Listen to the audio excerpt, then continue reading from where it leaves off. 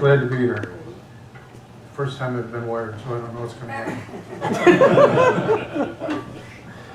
Well, God truly has blessed us with this great nation. We sang about it, and we look to our past, and there's so many founders of our country that have been pastors and religious leaders, and that's what gave our country the great footing that we're on today, the great nation that we've become. You see a lot of what's happening today, and it can look pretty disgusting, but we know who the prince of this world is and what he's after. I'm a member of the First Baptist Church of Hamburg. Last year, it was probably around August, we started like an initial meeting to get information for our Brazil trip.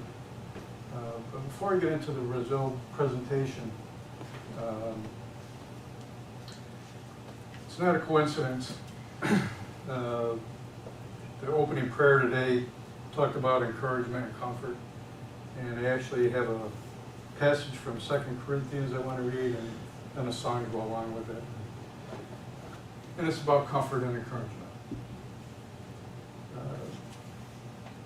2 Corinthians 1, 3-11.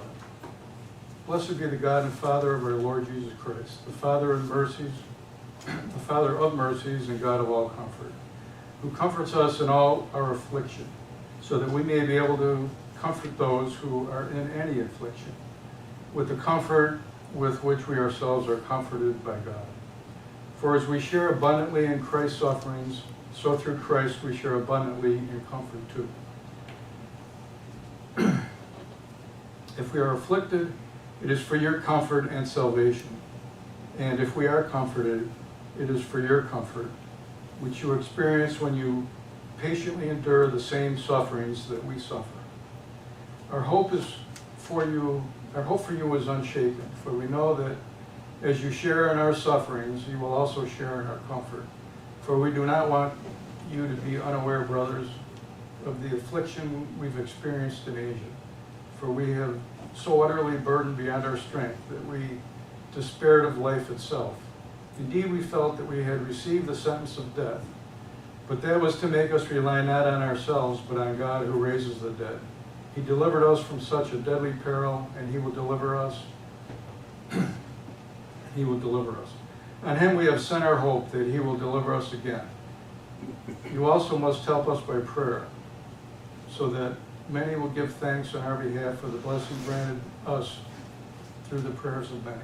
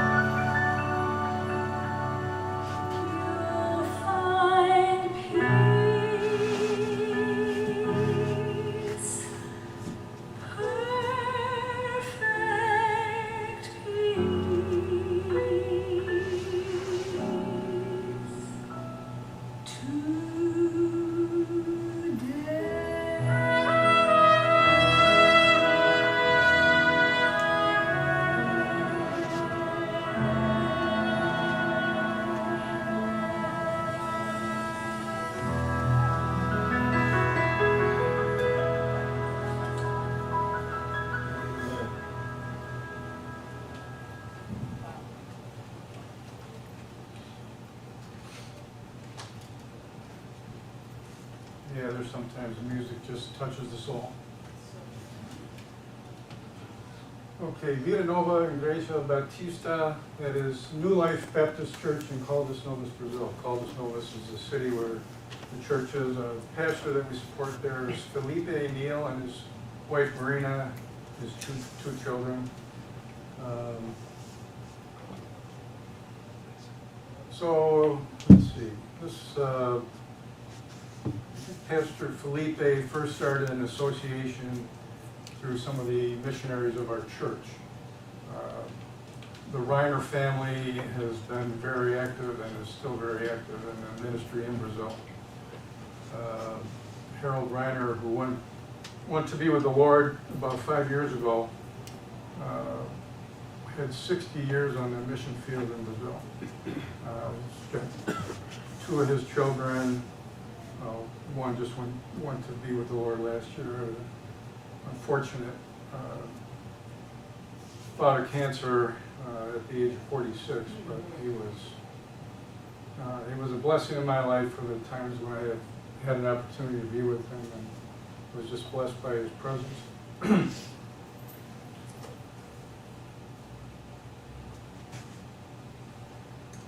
And his other son, Tim,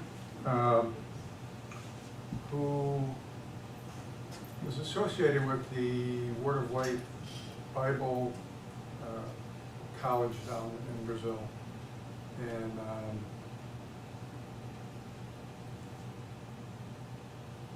I think Tim was probably the first contact that Pastor Felipe had that associated us with our church. And through that association, he came up to Hamburg for a period of time to learn the English language, also to learn under our pastor as far as preaching and things like that. And so he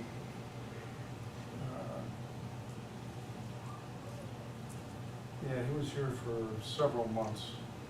I actually took him, he never golfed before, I actually took him out to a driving range. And so, I'm just teach him how to hold the club and how to swing the club, and it's not easy to do in a matter of 20 minutes. But he kept hitting away, and he was getting better at it, and he just wound up and let it go, and the club went like a helicopter. And so, every time I talk to him or email him, he's always got the comment about his golf game. But we had a lot of fun. He's a definitely a very godly man that's in the right spot in his life. So he received a challenge from one of his friends who went to Caldas Novas, and he searched for a church and he could not find a Bible-believing church. And Caldas Novas is not a small town, it's a fairly large city. So he had a challenge from his friend, and he prayed about that for almost 2 years, him and his wife. And the Lord finally planted them there to open up a church. And the beginnings were very meager. He had a storefront in the city with one of the roll-up metal doors. And it was just a small little place, and they had a little apartment a couple blocks away. And for him, it was a major struggle because, the doors were open, but people weren't coming in. So with the encouragement that he received from our church, from our pastor, the missionaries in Brazil, he persevered, and it took many years. Excuse me. Thanks for the water, Bob.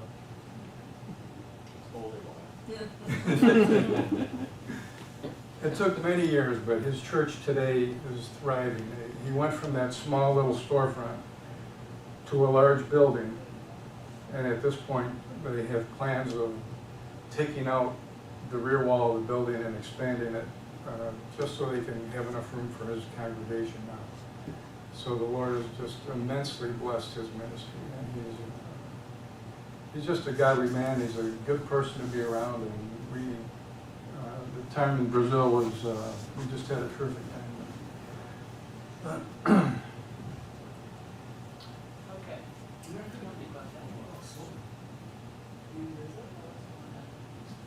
Oh, you know what?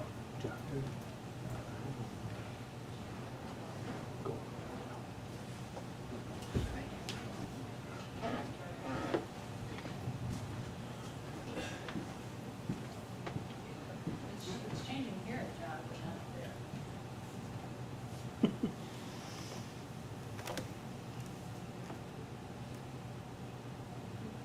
There it is. There we go. We got it. Okay, so we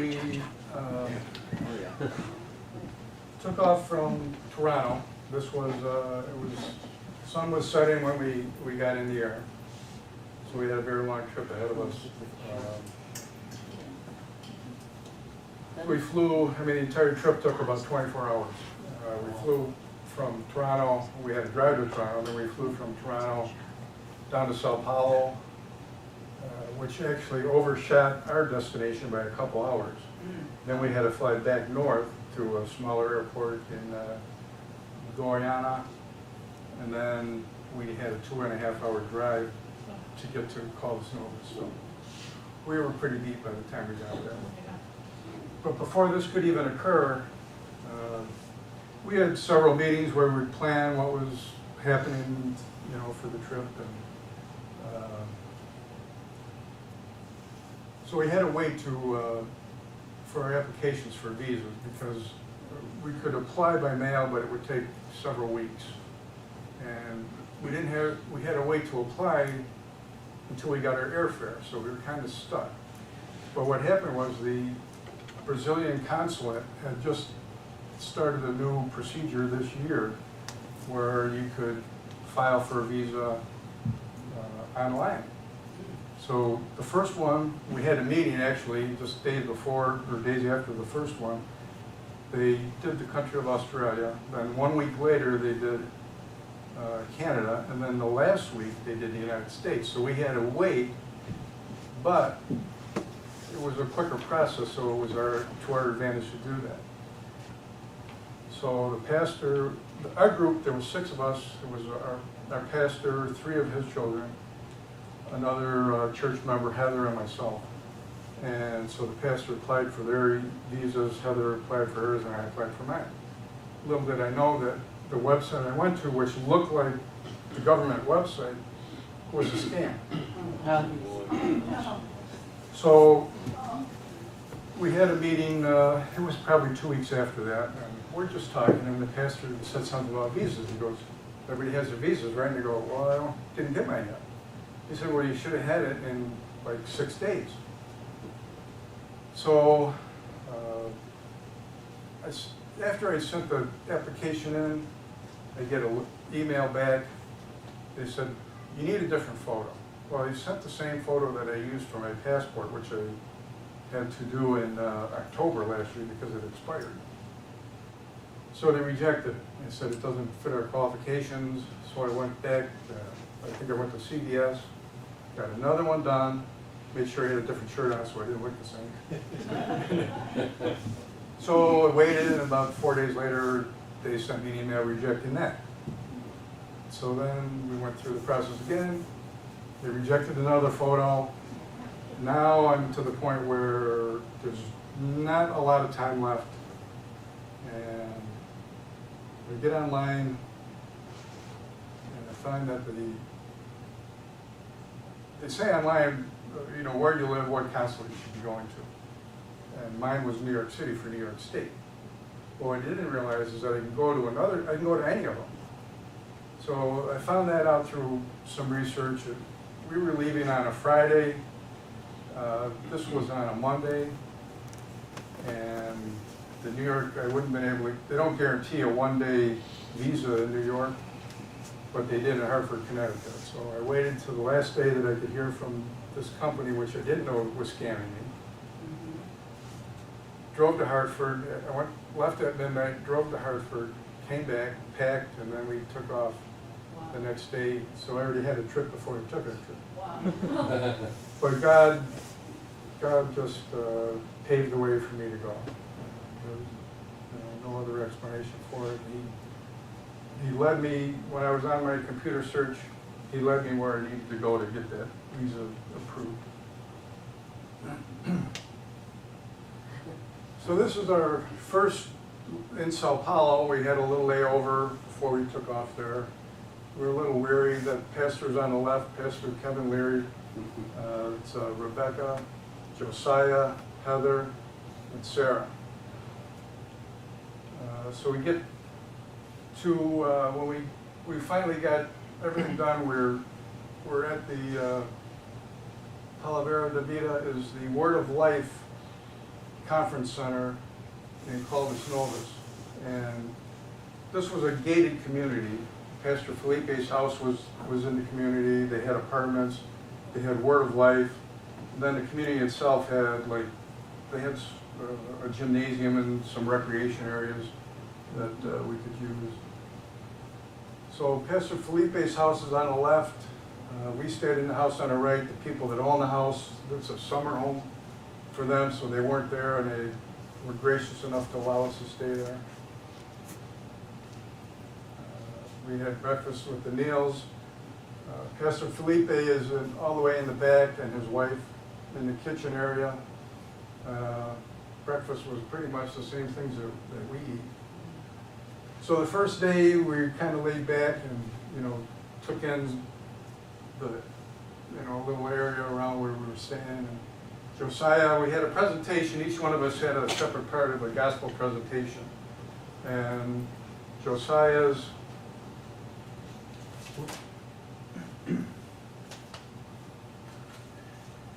his was about sin, and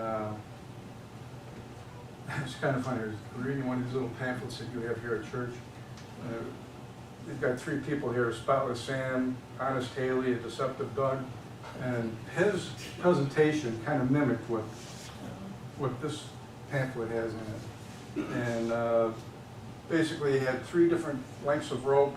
He did a trick with them, but the short length was a person that had this, not much sin, the next person, and then the other one, the long length, with the person that was this disastrous sinner. But so we were able to practice some of our presentation.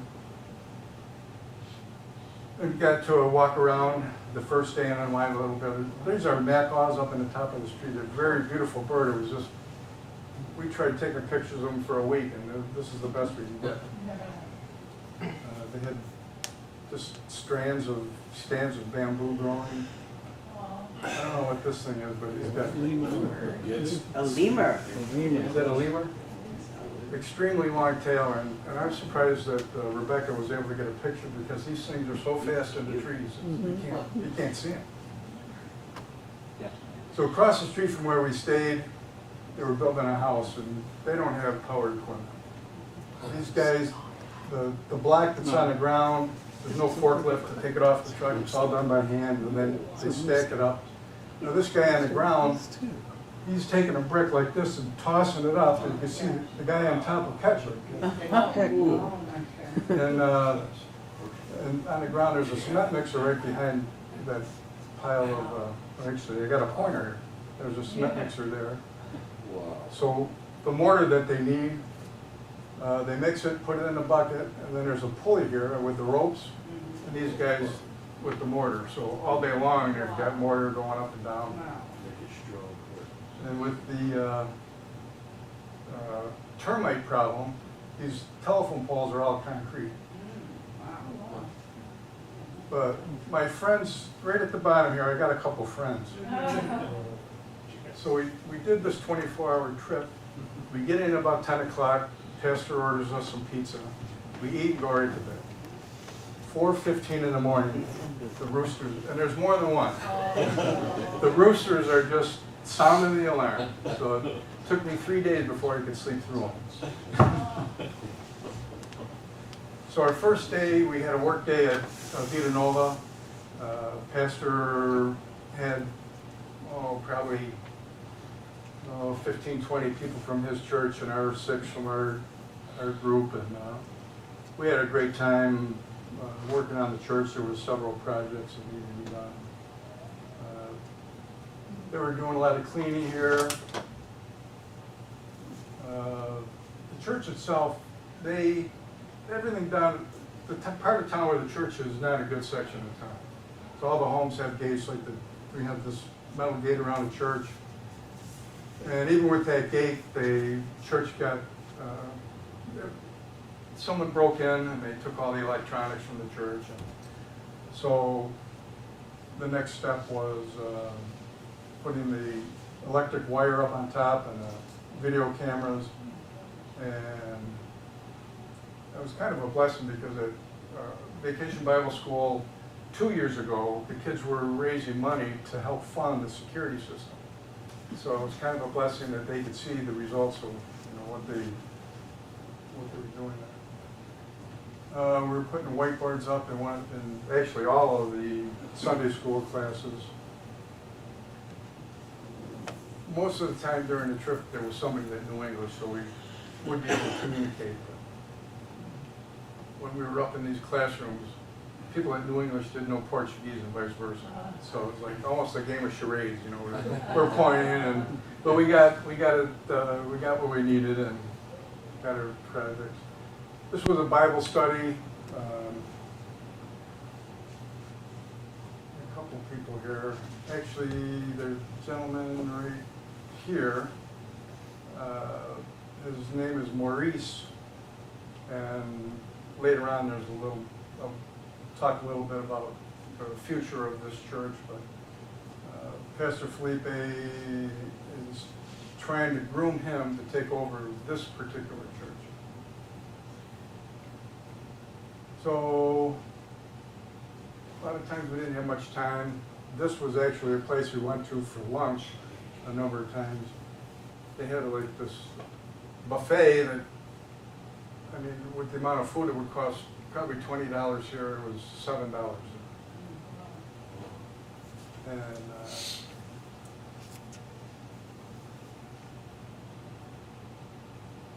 so again, these are just homes. The black wall with the fence. This one has spikes up on the top. Oops, I went too far. Here, the homes are connected on a lot of these where it's just black and steel gates, and up on top you got electric wires, video cameras, barbed wire. So it's quite common. This is not an exception. This is quite common throughout the city. So the big meal of the day is lunch. So when we stopped at the buffet, that was our dinner for the day. And then this was like a lunch, which we would have later in the day.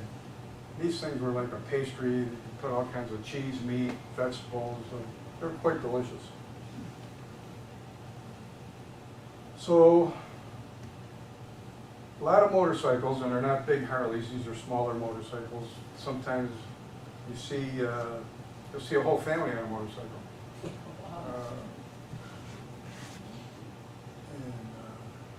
You're driving in on the outskirts of the city. When we were driving in, it was at night, but they have a police station right in the middle of the road. It's a narrow building, a little bit longer, so that and the road, you come down and the road goes around it. But the only way to get people to slow down, because stop signs mean nothing to people there, they put speed bumps in. They're probably about 4 times the height of what we have here. And it's seriously the only way they can get people to slow down. This was kind of interesting. These rubber inlays are for the blind. And the blind people can actually it goes right down the center of the sidewalk, all the way to the end of the block. So that someone that's blind is not, bumping into cars or storefronts. They're going right down the middle of the sidewalk. I thought that was kind of a neat thing.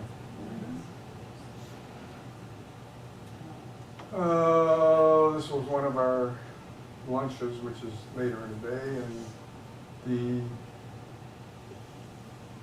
a church member owns this business. They started it in their home. They look like pizzas, but they're not. They don't even taste like pizza. But they're delicious. These are strawberries and chocolate. These are the Kefs. They own the business. They're also members of the church, and they gave us a little tour of the business. They actually started in their house. They moved to this storefront, and they've already outgrown this and looking for another store. So this is a part of the presentation that I really liked. Our main purpose was to go down and spread the word of God, spread the gospel. And there was a lot of preparation that went into it from Pastor Leary's end at our church and Pastor Felipe, because there were so many variables. This is an elementary school, and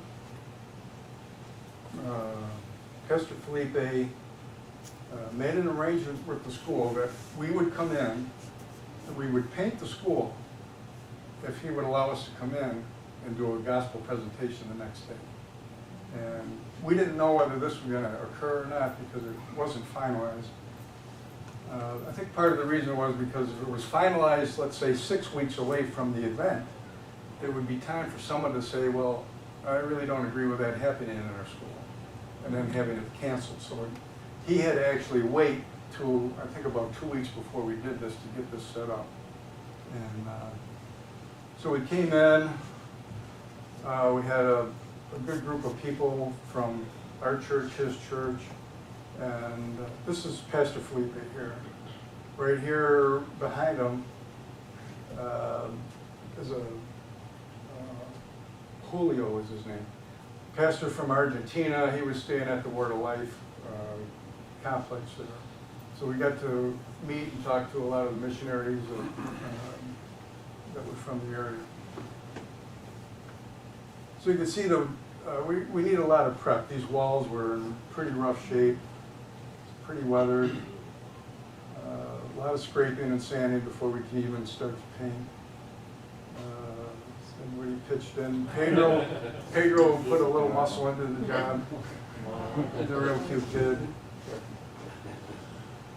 The sun was beating on us that day. It was a blessing from God because we went down in it's their rainy season. And I had my phone and I just switched on my app to call the snow. And for 12 days, there was rain in the forecast. Now, if we couldn't paint the school, we weren't going to go in and get the gospel message. So God had truly blessed us because it was raining the day before. We woke up in the morning to beautiful sunshine. We just went and got the job done, and you know, all the glory goes to God.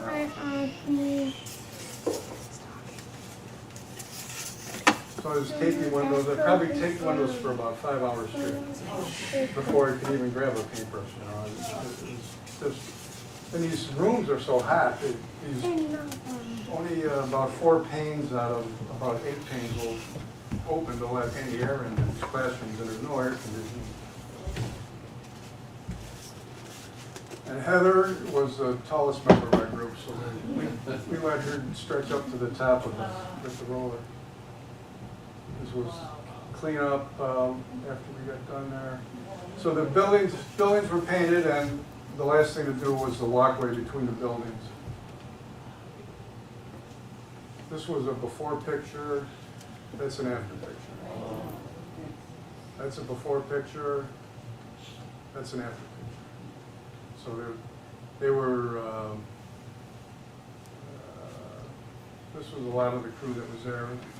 Over on the, whoops, wrong way. Yeah, there was a bunch of teachers in there. They were there because they needed to prepare for the, they didn't get off, the kids did, but the teachers did. So we had,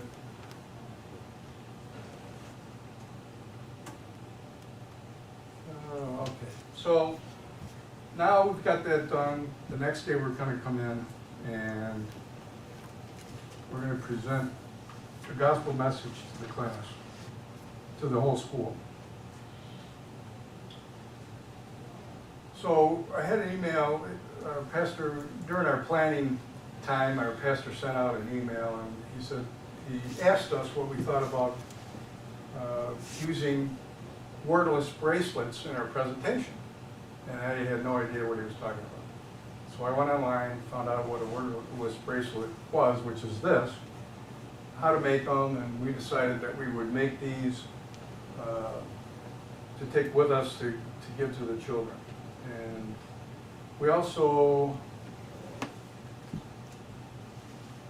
made a bookmark. That's